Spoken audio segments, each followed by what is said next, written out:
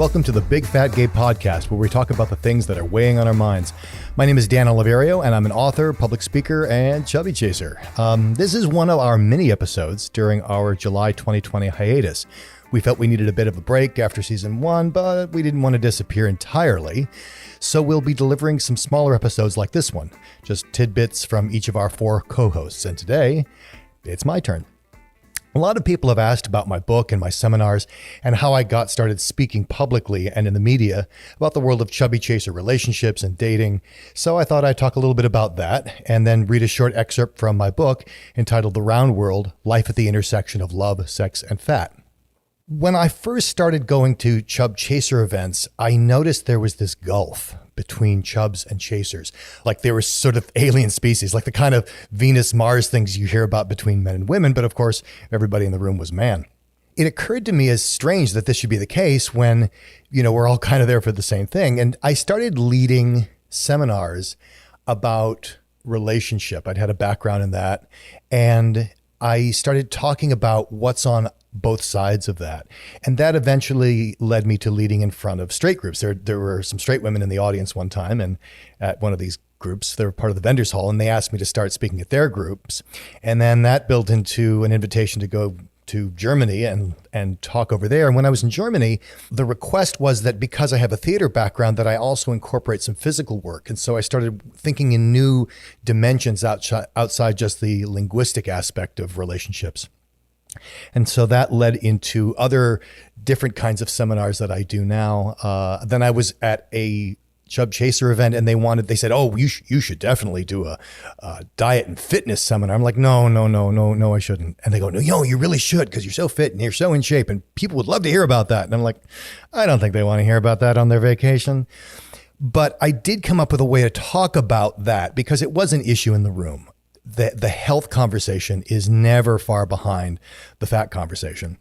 And so I wanted to find a way to talk about that in an empowering way. And so I came up with a seminar that looks at people's relationships with their food, not what you should eat. I have no interest in telling people what to eat, but just like, how do you relate to food? How do you relate to movement, which is what I call exercise, because exercise is just the name we give for movement we don't want to do or feel we have a duty to do. And eventually I started speaking at youth seminars, gay, LGBTQAI seminars in Southern California. Incredible kids aged like 14 to 21, really grappling with their sexuality. And part of that for a lot of us is body image and size. And throughout all of this, people kept asking, like, do you have a book? You have a book, right? Oh, is there a book? I love the seminar. Is there a book I can read? And I was like, I guess I should write a book. So that's something that I did. And the book came out in 2016.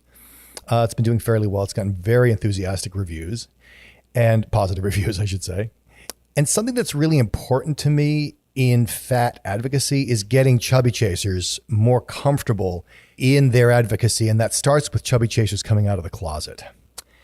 Which is something that chubby chasers, to some extent, have to do. For some people, it's easy. For some people, it's still a work in progress. Because as chubby chasers, we have the potential to really be incredibly powerful allies for fat people. And this is also part of our own self-expression and our living more fully in the world. And so I thought I would read an excerpt from my book that talks a little bit about that. For most gay people, coming out of the closet is an important rite of passage. For some, it's easy. For some, it's hard. For some, it's shattering.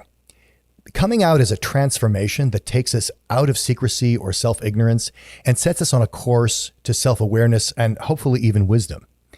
Gay men and women know what it's like to come out, but gay people attracted to fat people have not one but 2 closets from which to emerge. And coming out the second time as a chaser feels very similar to coming out as gay. In fact, gay chasers who've told their family and friends that they prefer fat men or fat women, they often say, "Oh my God, it feels exactly like when I came out as gay." So for gays, coming out as a chaser is walking already trodden ground. However, if you're straight, you've probably never had to come out of a closet in your life. In fact, I emphasize in my seminars that if you're a white guy attracted to fat women, you probably have no experience to prepare you for this sort of coming out. It's your first run. Never had a conversation with your family or friends about not being straight white male. And that can be a big hurdle. We, as gays, at least get a little practice run at that. Usually we come out as gay before we come out as chasers, but not always. Just as some gay men choose to live their lives as if they were straight, some chasers, gay or straight, choose to live life as if they were attracted to thin people. In other words, as if they were just like the majority. In the black community, being culturally black but having skin light enough to be perceived as white is called passing.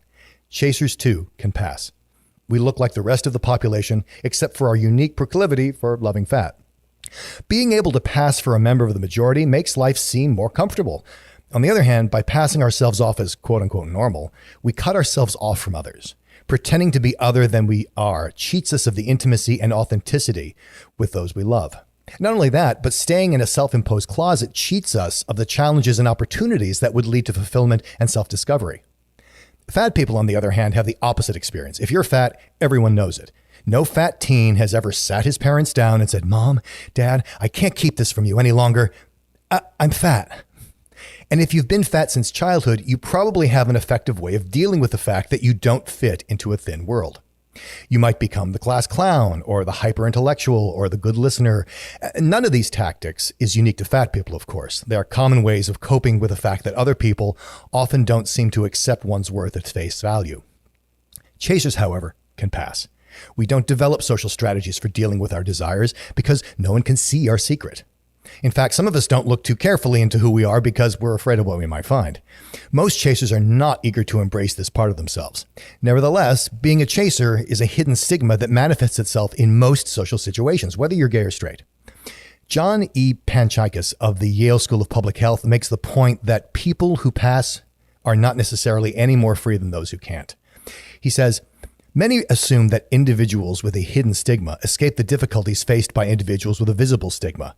However, recent research has shown that individuals with a concealable stigma also face considerable stressors and psychological challenges. The ambiguity of social situations, combined with the threat of potential discovery, makes possessing a concealable stigma a difficult predicament for many individuals." Even so, when we chasers know we're attracted to fat, we often don't develop the skill to stand up to a world that thinks we're abnormal, sexually deviant, or just plain crazy. Instead, we may develop strategies for concealing our attraction to fatness, perhaps even from ourselves. As any gay person knows, you can't come out to others until you've accepted yourself. But even if we are secure in what we like, it's often just plain dangerous to come out and say we're attracted to fat people. In fact, the person we're dating probably wants to hear it least of anyone, no matter what his or her size. No, it's far safer that we say, if pressed, that we like people of all shapes and sizes. And a chaser might even manage to convince himself of this. And to be sure, most chasers have dated people in a wide range of body sizes. I certainly have. But as many people have said to guys, just because you've dated women, that doesn't make you straight. Chasers are often blind to what we find attractive, in part because we don't want to find out that we're attracted to fat. We don't want it to be the yardstick of our attraction, the defining characteristic of our relationships. Consequently, many chasers refuse to consider it as a legitimate attraction or even as relevant to their sexuality. To the degree that chasers believe that fatness is a stigma, we believe that being attracted to fat people is a stigma. Even if our link to that taboo is not exposed, we often don't deal with our fears around sex and intimacy because they're part of the taboo of fat. So many of us gratefully ride the tide of normalcy. No one suspects that the good-looking quarterback secretly pines for the huge fat nerd in math class. No one suspects that the handsome real estate mogul is cheating on his gorgeous wife with a 350-pound ex-cop who smells of cigars. No one notices that the cute, shy guy in the corner can't take his eyes off the slow, jostling rolls of a beautiful fat girl as she waddles past. Our desires are invisible. We are cloaked in the illusion of normality. And in many cases, we like it that way.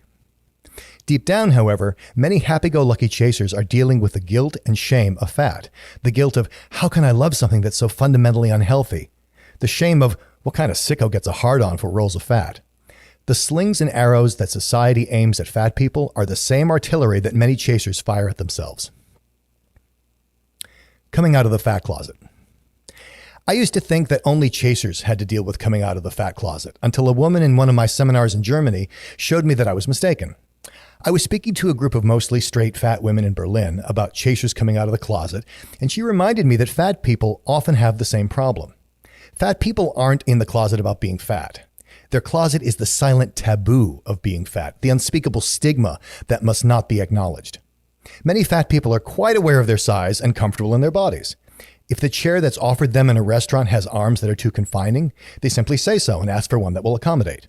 To be in the closet about being fat is to pretend that the chair is fine and that there is no discomfort in having your hips and thighs in a vice.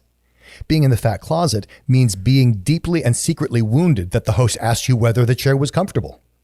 Being closeted about being fat means never hearing the word fat spoken in your presence because everyone around you knows that you would find it obscene. Ultimately, coming out is not just a boon to the growth and development of the person coming out. It benefits the entire community. I was working on a play with a group of actors I had never worked with before. I don't make a big announcement about being attracted to fat guys, but dating and relationships come up naturally in conversation if you don't actually avoid it. If people see pictures of your past boyfriends, if they ask where you spent the holiday weekend, or if they hear that you've appeared on television, as I have, then my sexual attractions eventually surface in the conversation. Most people become quite curious, and I consider the ensuing conversation to be outreach for the round world. Liz was one of the actors I was working with, and she became quite interested in how an in-shape guy would want to date fat men. She asked a lot of great questions, and we had some good discussions, and a few weeks later, Liz came up to me at rehearsal and said, "Dan, I've got to thank you. I noticed something that I never noticed before." So Liz lives a short walk from the beach, and she spotted a couple of guys sitting in the sand being affectionate with each other. One of the guys was young and good looking, and the other was older and very fat. And she says, "Before I met you, I would have always just assumed that the big guy was just being taken advantage of. How sad that this young gigolo is preying on an older guy who is grateful for the attention. I had never considered the possibility," she said, "that they could actually be mutually attracted to each other, that they could even be in love." I get versions of this response a lot. I was working with a director who said that he wanted to do a production of Romeo and Juliet in which one or both of the young lovers was really fat. He explained that when the audience saw the fat couple kissing on stage, that would prove that there was real love and not just lust, because obviously they couldn't be attracted to each other physically. I had to explain that one to him. One last example.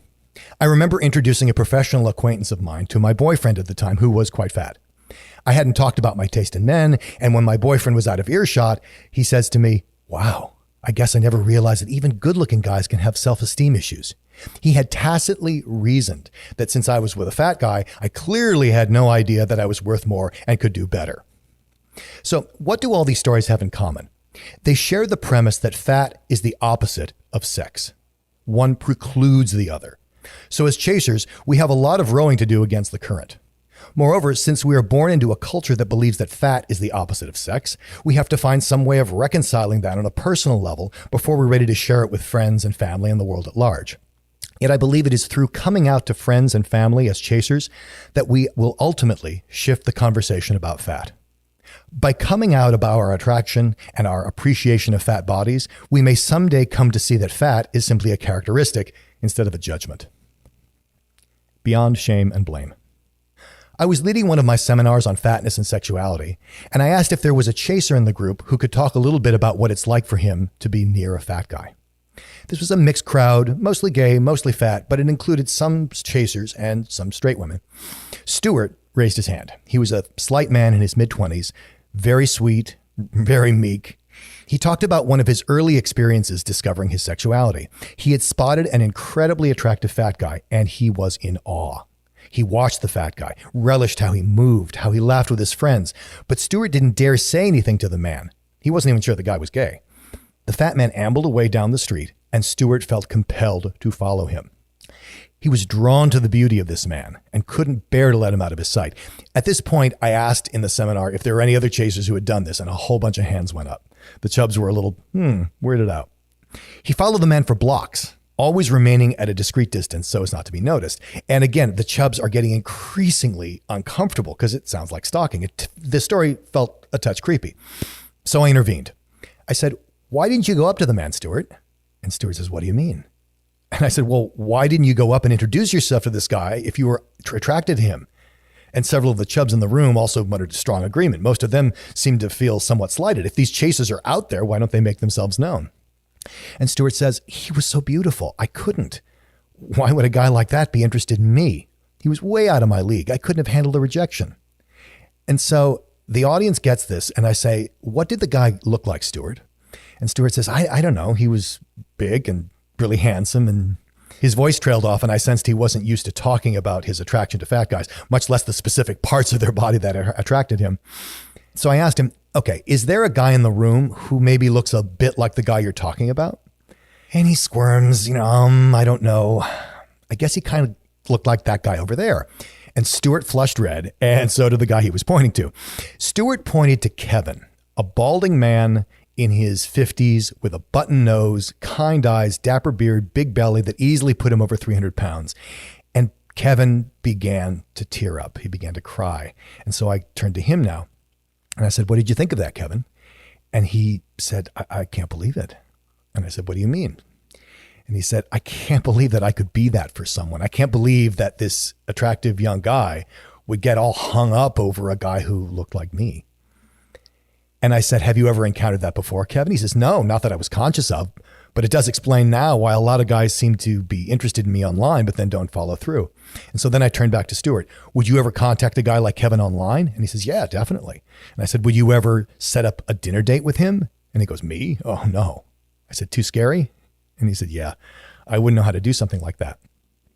So the group of fat men was flabbergasted. So many of them had assumed that they were the ones who were supposed to be shy and intimidated. It had never occurred to them that they were the supermodels, that they were the movie stars, that they were the impossible dream.